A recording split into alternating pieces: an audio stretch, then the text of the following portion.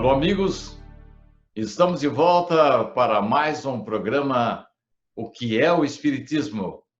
Sempre contando com a presença didática, de muito conteúdo, de muita experiência, de Orson Carrara.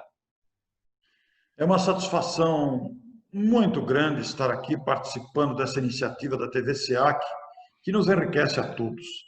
Porque divulgar o Espiritismo significa conhecimento, significa crescimento para todos nós. Estamos todos aqui na condição de aprendizes. Isso me enche o coração de alegria e gratidão. Muito bem, Orson. Você nos contou mais um caso no nosso programa passado, muito interessante, e falou a respeito muito do Centro Espírita. E você falou a respeito do passe. Eu queria que você nos dissesse o que é o passe espírita. Ele se confunde com esta nova modalidade que estamos encontrando de cura, de alívio nos meios médicos, nos consultórios, que eles chamam de toque terapêutico. Tem alguma coisa a ver com o jurei dos irmãos messiânicos? Tem algo a ver com o reiki dos irmãos japoneses? Ou mesmo aquele estender de mãos dos irmãos católicos e evangélicos? Afinal de contas, é tudo a mesma coisa? Tem alguma diferença? O que é o passe espírita, Orson Carrara? Realmente o passe espírita é uma atividade muito comum no meio espírita. Podemos dizer que praticamente 100% dos centros espíritas o praticam, oferecem essa possibilidade de auxílio e é realmente uma prática muito utilizada, muito requisitada pelas pessoas que buscam o centro espírita. E a maioria dos centros, posso dizer, quase a totalidade deles, oferecem esse serviço. O passe espírita é um mecanismo de transmissão energética, é um mecanismo de transmissão daquilo que nós podemos chamar de fluidos espirituais. É a concentração de energias fluídicas provindas do ambiente, provindas de nós mesmos ou provindas dos benfeitores espirituais, que são transferidas, aplicadas na pessoa que se coloca na posição de quem vai receber o passe. Mas o passe espírita, ele prima pela simplicidade.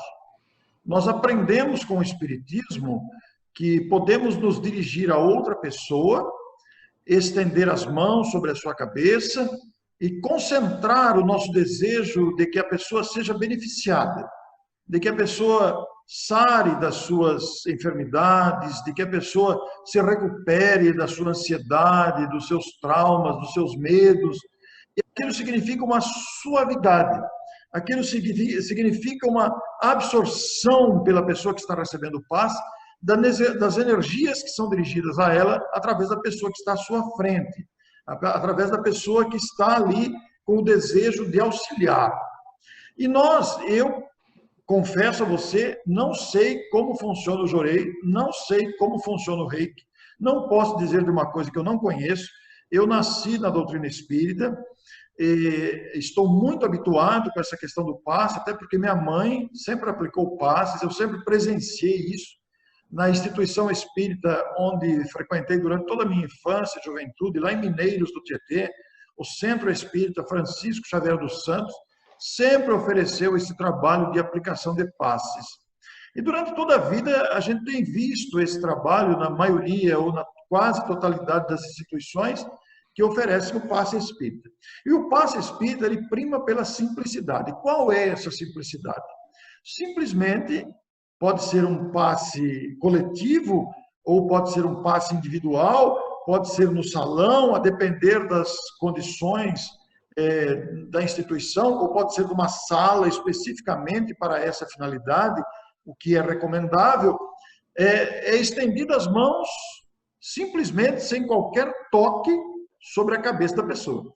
A pessoa vai se sentar confortavelmente numa cadeira e a pessoa que é considerada aquela que vai aplicar o passe, estende as suas mãos e em prece, em vibrações, procura transmitir fluidos, energias que beneficiem a saúde da pessoa. Vale dizer, todavia, que o passe, embora possa promover curas a depender dos méritos, a depender da necessidade, a depender de vários fatores, o passe ele é uma prática maravilhosa pelos efeitos que produz, mas ele não deixa de ser uma atividade secundária, não é uma atividade principal de uma instituição espírita. Às vezes há inversão de valores, em que prioriza-se o atendimento de passe em detrimento da instrução doutrinária. A instrução doutrinária é mais importante do que o passe, porque a instrução doutrinária prepara todos nós para não dependermos tanto do passe, para não ficarmos dependentes de passe. Há uma expressão popular muito conhecida, difundida no meio espírita, do Papa Passe. Quer dizer, a pessoa que quer receber passe toda vez, ela vê uma pessoa, faz um passe em mim. Mas nós mesmos podemos nos beneficiar do passe com o autopasse. Quer dizer, a concentração mental, a concentração de nós mesmos para nos beneficiarmos dessas energias que estão à nossa volta, benéficas, dos benfeitores, dos nossos próprios pensamentos em favor da nossa saúde. Mas isso não significa que a pessoa não possa tomar o passe. Quem somos nós para dizer, você não pode, você pode? Não. Se a pessoa deseja tomar o passe, ela pode receber o passe, vai receber o passe, mas cada um de nós tem que se conscientizar de recebermos o passe quando houver necessidade e não fazer do passe uma rotina indispensável, uma rotina que tem que ser, se não for ao centro não tomar passe, parece que não foi ao centro. Nós devemos buscar o centro espírita pela instrução doutrinária, pela convivência com os companheiros, pela caridade que se possa exercer ali. Não buscar o passe, buscar o centro apenas para o passe. Todavia, o passe é uma atividade maravilhosa, pelos efeitos de harmonia que promove, pela concentração de energia, pela busca dos benfeitores, etc. Quanto ao jorei, quanto ao reiki, quanto ao toque terapêutico que você citou, inclusive os nossos irmãos católicos, é prática muito comum estenderem as mãos, é prática que vai ao encontro da realidade de que todos somos capazes de doar de nós mesmos, independente, muitas vezes, de práticas ritualísticas, porque o que vale é a intenção, não a posição física. Por exemplo, nós podemos aplicar um passe sem estender as mãos também. O simples pensamento em favor de uma pessoa não necessariamente tem que estender as mãos.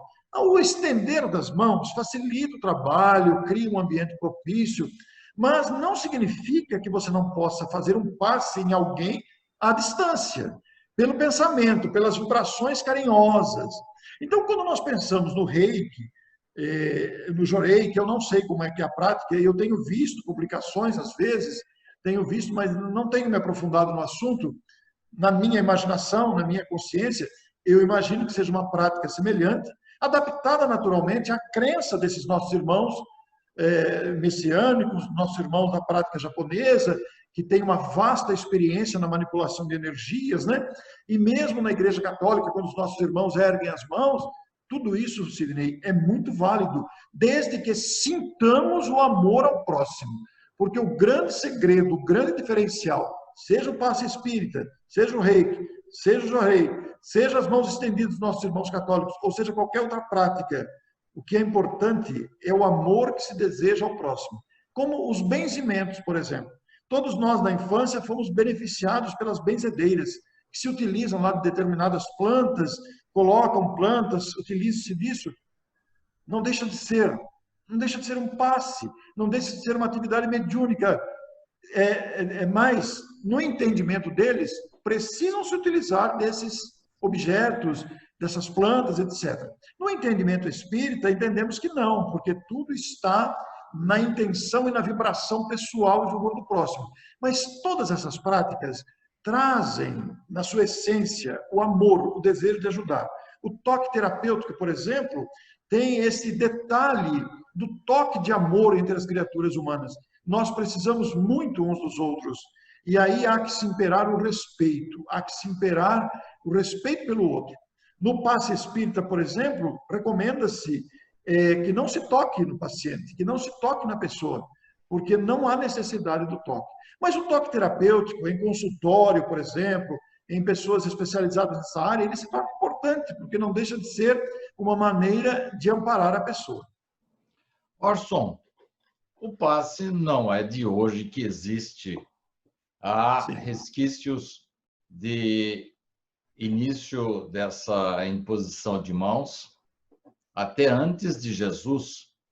Perfeitamente. Junto dos egípcios, por exemplo, nós encontramos imposição de mãos, cura de males, através dessa transmissão energética. Enfim, o passe está ligado, desde seu princípio, à tentativa de alívio, de cura dos males físicos.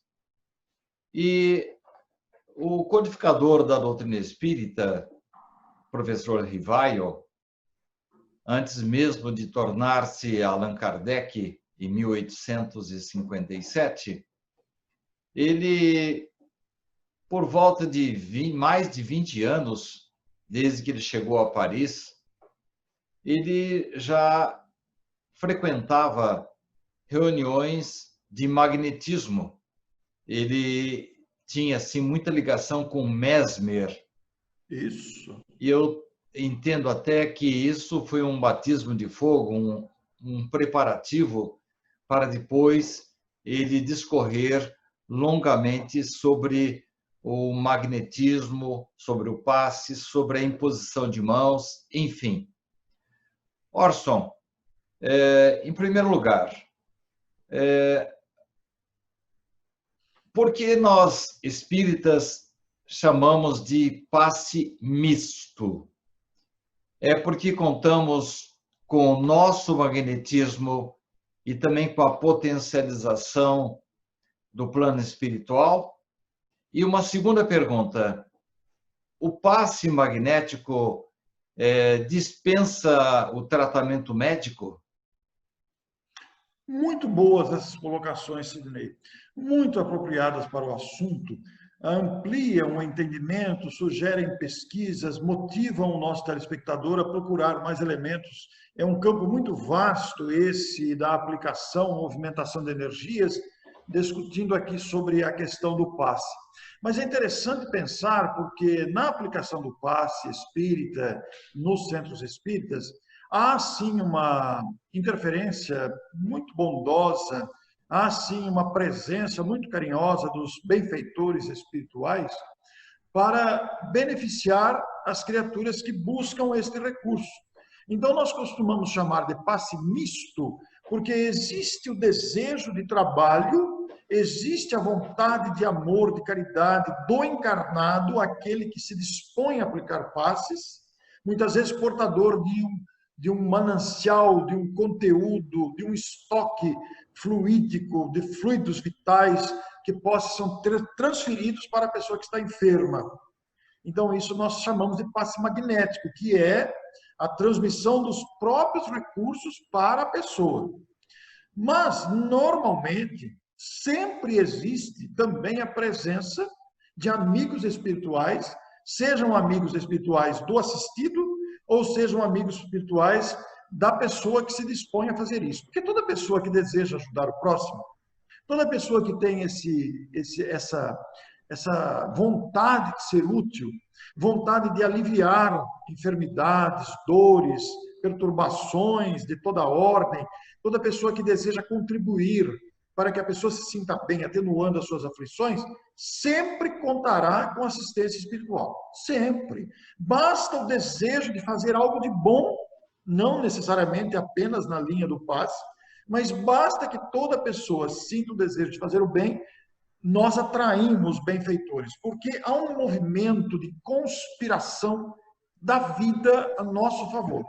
E toda pessoa que tem o desejo de ajudar alguém, ou de se colocar à disposição ao trabalho do amor, atrai, pela sua própria vibração pessoal, assistência espiritual. Então, vai ocorrer aquilo que nós chamamos do passe misto, porque tem a presença da pessoa que poderá transmitir os seus fluidos, a sua energia para a pessoa doente, mas ele contará sempre com a presença espiritual. Ele contará sempre com a assistência dos bons espíritos que atuam também na área da saúde, com a transmissão de fluidos espirituais. Qual foi a sua segunda pergunta mesmo? É se o passe dispensa o tratamento médico. Isso, eu havia me esquecido do detalhe. E é uma recomendação muito importante, porque seja o passe, poderá acontecer, por exemplo, do passe ser apenas magnético. Em determinado momento, a pessoa busca ajuda de alguém, por favor, eu estou me sentindo bem, estou com uma dor de cabeça, por favor, me faça um auxílio. Então, todos nós temos capacidade de fazer isso. Um acarinhar de alguém, aproximar a pessoa, principalmente entre familiares, cônjuges, o outro não está se sentindo bem, um acarinhar ali com a vibração, o pensamento para a pessoa se acalmar, pode significar um passe magnético. No centro espírita, normalmente o trabalho se mistura com a ação dos espíritos, o que também pode ocorrer em casa, é claro. Mas a doutrina espírita recomenda: o passe não dispensa o tratamento médico, porque a ciência médica existe no planeta para cumprir uma providência da providência divina, que é os cuidados com a saúde do corpo. Então, a pessoa pode tomar o passe, mas deve procurar o médico, porque muitas causas, às vezes, são puramente físicas, necessitadas de tratamento, de remédios mesmo, de radiografias, de cirurgias. Às vezes, precisa do tratamento médico. Então, você faz o tratamento médico e recebe o passe. As duas providências auxiliam em seu favor. É muito importante termos essa consciência. E comete um equívoco muito grande pretensos médiums ou pretensos centros espíritas que querem assumir para si a responsabilidade de curar alguém. Nós não temos essa capacidade nós não temos o histórico da pessoa, não somos formados em medicina, não somos médicos, então a pessoa tem que procurar o médico. O tratamento espiritual não dispensa o tratamento médico. Essa é uma orientação vital. Eu quero lhe contar dois fatos. Primeiro, nós temos em Bauru um trabalho chamado TDM, que é o tratamento da depressão através do magnetismo. E, se não me engano, está sendo implantado também na cidade de Matão, porquanto alguns irmãos aí do Clarim vieram até nós para saber como funcionava esse passe. Não raramente nós somos procurados por médicos, não para contradizer ou questionar o nosso trabalho, porquanto a primeira recomendação nas entrevistas com o paciente é exatamente essa, a de dizer que ele tem que continuar com a sua psicoterapia, ou mesmo através do diálogo, ou a psicoterapia medicamentosa. Mas alguns médicos, às vezes, nos procuram para saber o que estamos fazendo com seus pacientes, porque a psicoterapia tradicional demanda meses, às vezes até anos, e o passe ajuda, auxilia e abrevia o tempo da recuperação do indivíduo que está passando pelo difícil processo da depressão. Então, esse é um fato curioso que de vez em quando acontece conosco. Agora, um fato que ocorreu comigo. Em um trabalho que realizamos nos hospitais, com o passar do tempo, você deve ser passista também, vai notando que especializa-se na gente, desenvolve-se uma habilidade, uma sensibilidade, e à medida que aplicamos os passes, nós sentimos se ele é mais ou menos absorvido pelo paciente.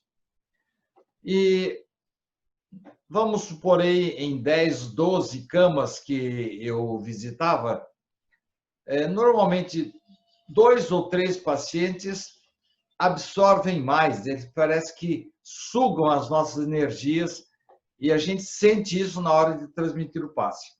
Uma ocasião, fui aplicar um passe numa senhora de idade estava ao lado desta senhora, a sua netinha, e eu sempre peço a participação do familiar que está ao lado. Estenda as mãos comigo, ore comigo. E eu notei que no momento da transmissão do fluido, houve assim uma absorção muito grande. Eu percebi claramente que aquela senhora tinha muita fé e ela recebeu o passe assim, a energia, e eu tive essa sensibilidade. Passei para a cama ao lado e, curiosamente, não é muito comum que logo em seguida ocorra o mesmo fenômeno. Geralmente você, lá no começo do tratamento, lá no começo do corredor do hospital, você tem ocorre com um paciente, mas depois dois, enfim, não é muito comum.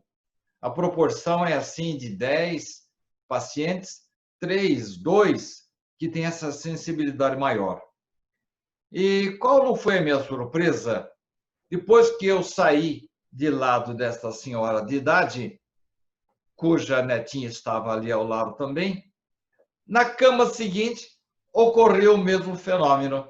Intrigado, continuei concentrado, quando de longe eu percebi que a netinha daquela senhora de idade estava também com as mãos estendidas para me auxiliar nesse outro paciente. Então, na verdade, a emissora dos fluidos magnéticos era a menina e não eu, Orson. Justamente pela pureza da infância, né, Sidney? As crianças têm uma disposição, não estão ainda manchadas pelas ambições humanas, manchadas pelas nossas fraquezas, embora ali esteja um espírito que traz seu conteúdo, que não pode ser desconsiderado, né? Mas a pureza da infância é capaz dessas proezas que você mesmo viveu, né? Porque ela fornecia dela mesma, levada, sugestionada pelo que ela viu, e ali está um espírito encarnado que pode ser um espírito de grande experiência e dotado de grande vitalidade, até porque está com estoque grande de vitalidade, né? E a distância transmitindo da sua própria pureza. Isso é muito bonito, né, Sidney, de ser lembrado, de ser considerado, né? É muito bonito isso.